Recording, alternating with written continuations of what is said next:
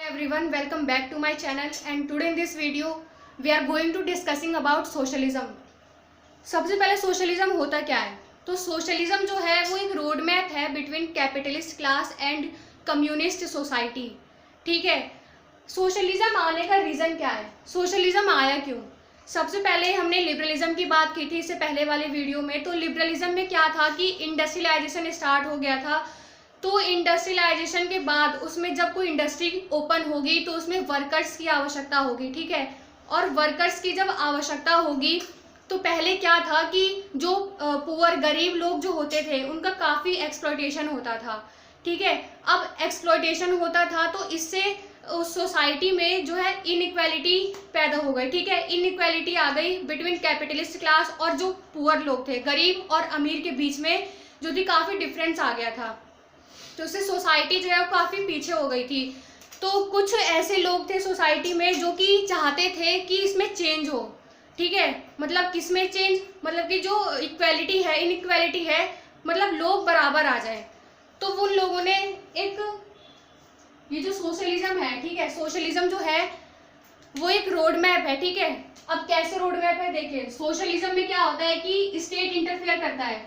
ठीक है, state interfere करता है. कैसे इंटरफेयर करता है? अब कैपिटलिस्ट क्लास है. ठीक है, क्लासिकल लिबरलिज्म में हमने पढ़ा था कि जो इंडस्ट्री के लोग हैं, ठीक है, उन्हें अपना वर्क खुद ही देखना होगा. सोसाइटी उसमें कम इंटरफेयर करेगी. ठीक है, ना कि बराबर इंटरफेयर करेगी.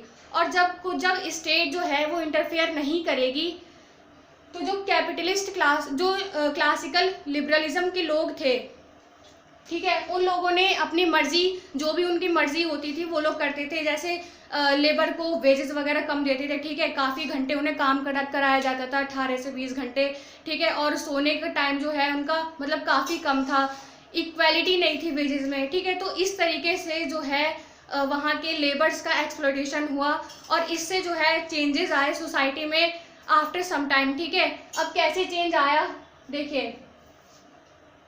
मान लीजिए कैपिटलिस्ट क्लास, ठीक है, कैपिटलिस्ट क्लास और ये है कम्युनिस्ट. अब इसके बीच का ये जो रोड मैप है ये कैसे कंप्लीट होगा? ये जो रोड मैप है यहाँ पे आएगा सोशलिज्म. ठीक है, सोशलिज्म के थ्रू ही हम कैपिटलिस्ट क्लास से कम्युनिस्ट सोसाइटी बना सकते हैं. ठीक है, जब स्टेट इंटरफेयर करेगा किसमें? मार्केट में. ठीक है, तो कैपिटलिस्ट क्लास से कम्युनिस्ट सोसाइटी को बनाने का जो रोड मैप है वो थ्रू सोशलिज्म है. ठीक है, तो सोशलिज्म क्या है? सोशलिज्म लाइक अ हैट. अब हैट कैसे है सोशलिज्म भाई? ठीक है, तो सोशलिज्म जो है वो देखिए एक पॉलिटिकल यूजफुल है सोशलिज्म का. कैसे पॉलिटिकल यूजफुल है सोशलिज्म का? देखिए, आप समझिए सोशल का हिंदी मीनिंग होता क्या है? समाज. और उस दिन मैंने जब लिबरलिज्म का इंट्रोडक्शन वीडियो जब मैं समझा रही थी तो मैंने बताया था आप लोगों को कि आइज्म का मतलब होता है विचार. ठीक है, आइज्म का मतलब होता है विचार. ठीक है, एक पर्टिकुलर ग्रुप की सोच होती है, थिंकिंग होती है, सोचने का नजरिया होता है. ठीक है, तो समाजवाद. अब देखिए समाज, ठीक है, सोसाइटी, लोगों के बीच में रहना है. ठीक है, तो एक पॉलिटिकल यूजफुल है किसका? सोशलिज्म का. कैसे?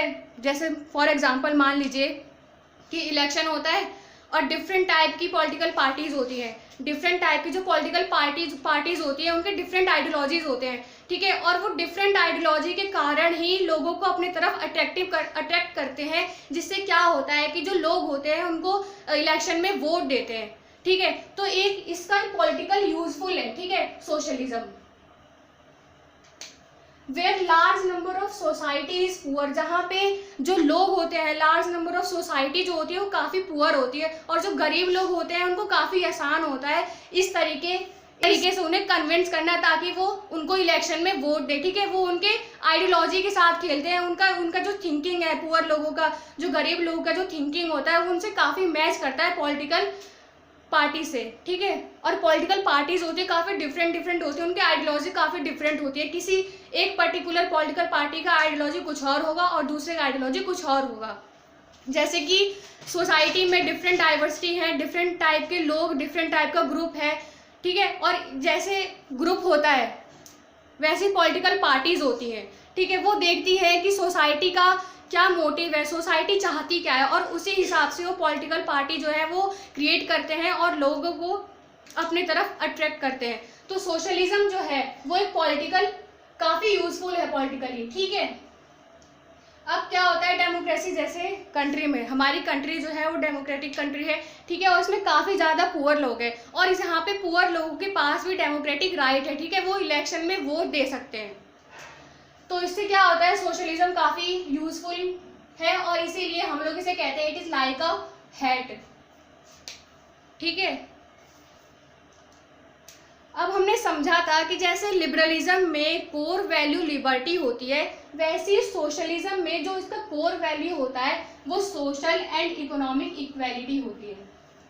अब सोशल एंड इकोनॉमिक इक्वेलिटी कैसे, भाई कैपिटलिस्ट क्लास में इनइक्वेलिटी थी, ठीक है, अब इनइक्वेलिटी थी तो इक्वेलिटी लाना था, जब तो सोशलिज्म आया, लिबरलिज्म के बाद ही तो सोशलिज्म आया था।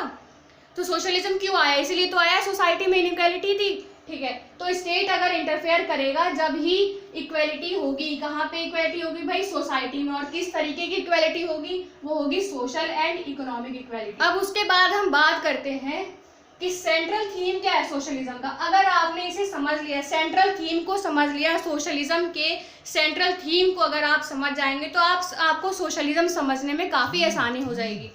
तो सबसे पहले ये कम्युनिटी पे फोकस करता है। अब कम्युनिटी क्या, कम्युनिटी हिंदी में समुदाय बोलते हैं, ठीक है, समुदाय। अब जो सोशल है मतलब हम लोग जो है सोशल ह्यूमन लोग हैं वो काफ़ी सोशली है, हमें ग्रुप में रहना पसंद है, ठीक है, हम अकेले नहीं रह सकते कहीं भी।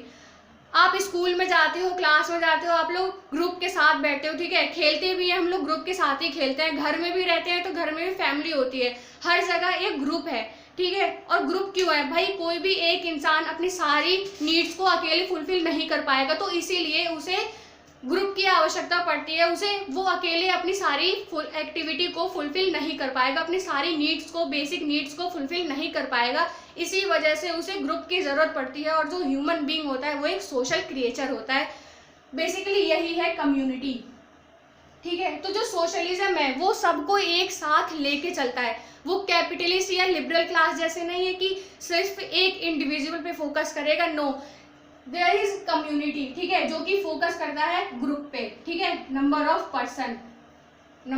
पर्सन। सेकंड है कोऑपरेशन, ठीक है, कोऑपरेशन मतलब मिलजुल कर काम करना, ठीक है। सो अगर मान लीजिए कोई एक फैक्ट्री है तो वहाँ पे सब लोग मिलजुल के काम करेंगे, ठीक है। कैपिटलिस्ट क्लास जैसे नहीं कि मतलब कोई जो जितना कमा रहा है वो उतना आगे रहेगा, वो उतना तरक्की करता जाएगा, और जो नहीं कमा रहा है वो कुछ नहीं होगा उसके पास, ठीक है। सोशलिज्म का मतलब ही ये है कि गवर्नमेंट होगी, स्टेट होगा, और सबको एक नज़रिए से देखना है, चाहे वो वर्कर हो, चाहे वो या फिर वो किसी फैक्ट्री का ऑनर हो, किसी कंपनी का मालिक हो, ठीक है, रिच और पुअर, वो सबको एक समान देखेगा, ये सोशलिज्म है। थर्ड है इक्वेलिटी। और इक्वेलिटी कैसी भाई, जस्टिस फेयरनेस होगा। अब जस्टिस फेयरनेस का मतलब समझिए, जस्टिस फेयरनेस का मतलब ये कि अगर कोई ऑनर है, कोई कंपनी का ऑनर है और वो काफ़ी ऊंचे लेवल पे है, और एक पुअर लोग है जो कि काफ़ी नीचे है, जो कि वर्कर है काफ़ी नीचे है, तो यहाँ पे जो जस्टिस होगी वो फेयरनेस होगी, सबको समान न्याय मिलेगा। ये नहीं कि अगर कोई अमीर है तो उसको मतलब जो उनका जस्टिस है वो उनके पक्ष में चला जाए अमीर लोगों के, ठीक है, ऐसा नहीं होगा। सोसाइटी में सब लोग इक्वल है अकॉर्डिंग टू सोशलिज्म। नेक्स्ट आता है हम लोग का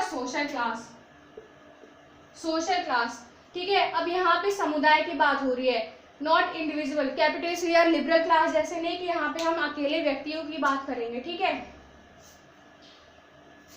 सोशल पॉलिटिकल चेंजेस। अब यहाँ पे क्या होता है कि सोसाइटी में मिडिल क्लास को लाया जाता है चेंज करने के लिए, ठीक है, तो इसीलिए यहाँ पे सोशल क्लास है। फिर उसके बाद आता है कम्युनिटी ऑनरशिप। अब कम्युनिटी ऑनरशिप का मतलब क्या है, यहाँ पे जो सोशलिज्म में क्या होता है, सोशलिज्म में जो भी होगा वो पूरे कम्युनिटी का होगा, सिंगल पर्सन का नहीं होगा, ठीक है, अनलाइक लिबरलिज्म, अनलाइक कैपिटलिज्म, ठीक है। तो ये हो गया हमारा central theme of socialism.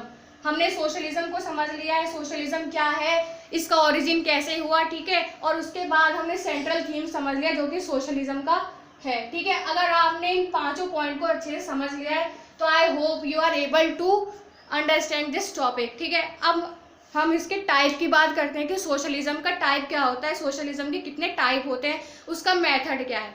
Okay, तो सोशलिज्म का जो मेथड है वो 4 मेथड है, ठीक है। सबसे पहले जो है वो है इवोल्यूशनरी सोशलिज्म, और इसके जो स्कॉलर हैं इवोल्यूशनरी सोशलिज्म के जो स्कॉलर हैं वो है एडवर्ड बर्नस्टीन और कार्ल कॉट्स्की, ठीक है। ये दो स्कॉलर हैं जो कि इवोल्यूशनरी सोशलिज्म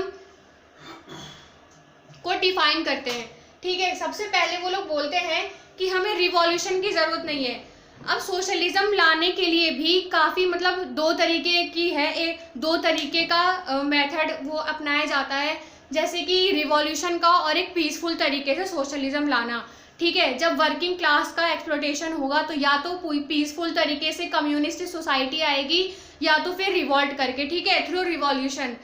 तो जो ये दो स्कॉलर हैं इन लोगों ने बोला कि रिवॉल्यूशन की ज़रूरत नहीं है, पीसफुल तरीके से मतलब कि पार्लियामेंट के थ्रू वर्किंग क्लास को जो है वो सोशलिज्म को लाना होगा थ्रू पार्लियामेंट्री रोड, ठीक है।